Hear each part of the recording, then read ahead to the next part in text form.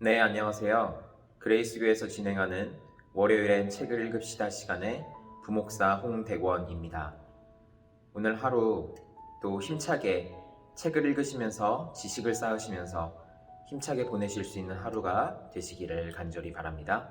오늘 함께 읽어드릴 책은 이주리 작가의 말의 결이라는 책입니다. 이 책은 우리가 얼마나 말을 하는 데 있어서 조심해야 하고 또한 신중하게 해야 하는지를 잘 얘기해주고 있는 책이라고 할 수 있습니다. 한 번 뱉은 말은 다시 주워 담을 수 없다는 것 많이 들어서 아실 것입니다. 우리 입에서 나오는 말이 우리의 마음도 반영이 되고 우리의 생각도 또한 같이 반영이 된다는 사실 우리는 모두가 다 알고 있을 것입니다.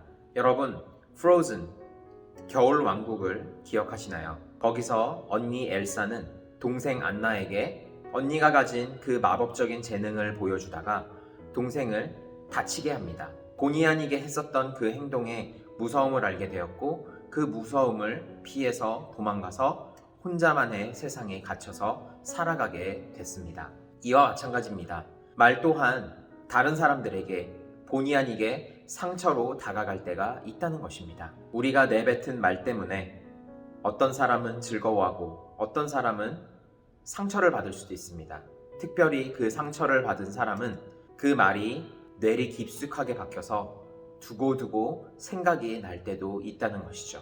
이 책에서 저자는 많은 예문들과 함께 말이 얼마나 우리에게 소중하게 여겨지는가를 잘 설명해주고 있습니다. 아파트에서 층간소음이 일어날 때도, 그리고 친구와 만나는 자리에서도 우리가 하는 말 때문에 그곳에서 분위기가 결정이 된다고 이야기하고 있습니다. 특별히 말이라는 것은 나의 평판을 좌우하기도 합니다. 우리가 누군가를 대할 때 그 사람을 항상 같은 분위기로 대해서는 안 될 때도 있습니다. 왜냐하면 우리가 처음 만나는 사람일수록 더 예의를 갖춰야 하고 그 사람에 대해서 알아가기 전까지는 우리가 말을 조심해야 될 때가 많다는 것입니다. 하지만 그것을 제대로 지키지 않았을 경우에 상대방과의 첫 만남이 어색해지고 힘들어지는 경우도 많이 보게 된다고 저자는 설명합니다. 그래서 맡길 만한 프로젝트를 말 때문에 다시 번복하기도 하고 누군가를 고용하기로 했지만 그 고용인이 아무리 능력이 뛰어난 직원을 뽑는다고 하더라도 그 말의 뉘앙스에 따라서 그 사람을 뽑을 수도 안 뽑을 수도 있다는 얘기입니다.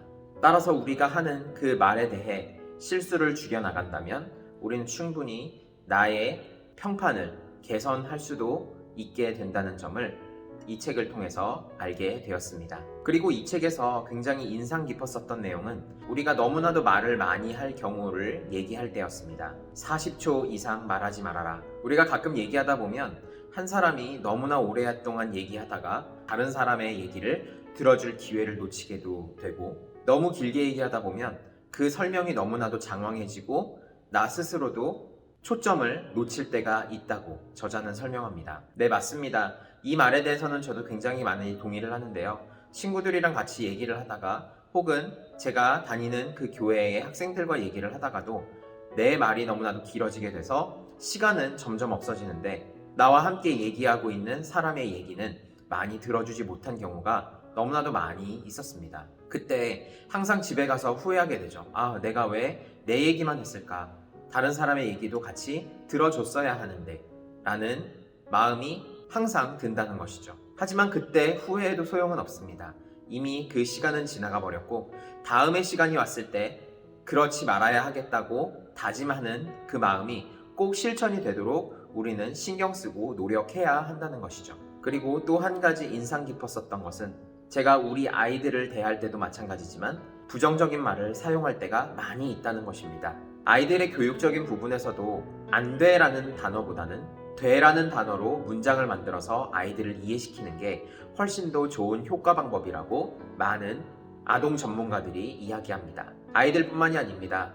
우리 어른들 사이에서도 부정적인 의미가 담긴 문장보다는 긍정적인 의미가 담긴 문장으로 잘 말하는 것이 말의 훈련 방법이고 그 사람이 그 말에 대해서 수긍할 수 있게 만드는 방법이라고 저자는 설명합니다.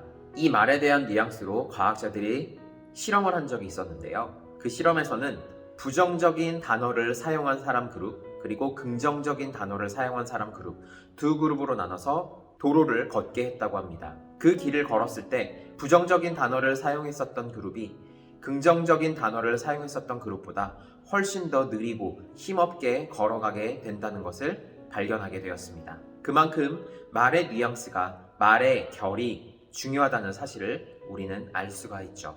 여러분은 나는 잘 된다, 나는 꼭 할 수 있다 라고 얘기하는 사람과 나는 할 수 없어, 무슨 나 같은 사람이 그런 자격이 되겠어 라고 얘기하는 사람, 둘 중에 어느 사람과 친해지고 싶으신가요? 우리는 사람들과 함께 이야기하는 그 과정에서 어떻게 하면 상대방과 함께 공감하면서 얘기할 수 있을 것인가를 항상 마음에 두고 노력해야 한다는 것입니다. 우리가 상대방에게 다가갈 수 있는 좋은 방법이 있다면 어떤 것이 있을까요? 바로 스몰 토크부터 시작하는 것입니다. 어떻게 보면 아이스 브레이킹과 같은 효과가 날 수도 있을 것 같습니다. 왜냐하면 우리가 이야기 초반부터 본론을 들어가면서 이야기를 하게 되면 그 주제 자체가 벌써부터 무겁고 중요한 주제로 가기 때문에 서로가 서로에 대해서 알아갈 시간은 허용되지 않는다는 것입니다. 우리의 안부를 묻거나 서로가 서로에게 알아갈 수 있는 그 호감적인 내용들로 먼저 시작을 한다면 곧 들어갈 그 본론에 대해서 조금 더 깊고 조금 더 좋은 분위기로 얘기를 시작하고 마무리를 할 수 있다는 것이죠.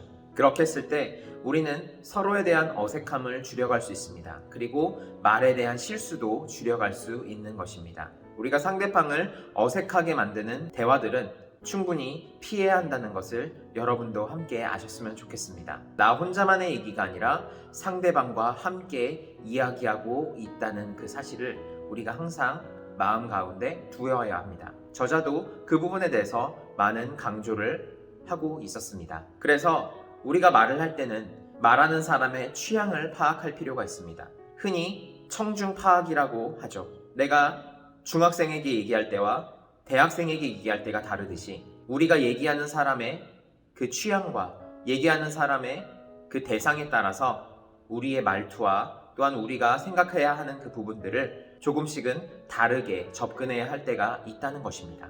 그랬을 때 내 얘기를 듣는 그 사람의 마음은 조금씩 열리게 되고 조금 더 자연스러운 분위기에서 좋은 결과를 유도할 수 있는 대화로 진행이 된다는 것이죠. 그리고 저자가 중요하게 생각하는 것 중에 하나가 있었습니다. 바로 내가 얘기하고자 하는 것은 항상 딱 3가지로만 얘기하라. 즉 3의 법칙을 적용하라는 것이었습니다. 3가지보다 더 많아지게 됐을 경우에는 상대방의 집중력을 흐리게 만들 수도 있다는 것이죠. 그렇기 때문에 우리가 얘기하고자 하는 부분들을 3의 법칙으로 이야기하게 된다면 사람들의 집중력을 가장 잘 끌어모을 수 있다고 저자는 설명합니다.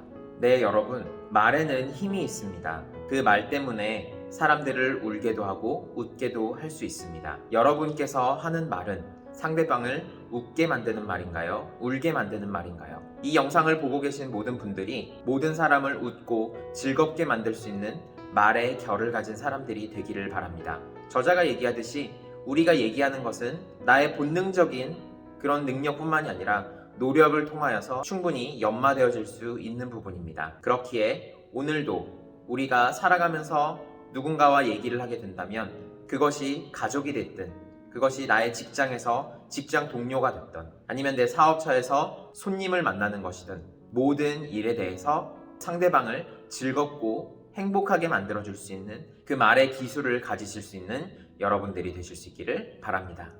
그레이스 교회에서 진행하는 월요일엔 책을 읽읍시다 시간의 부목사 홍대권이었습니다.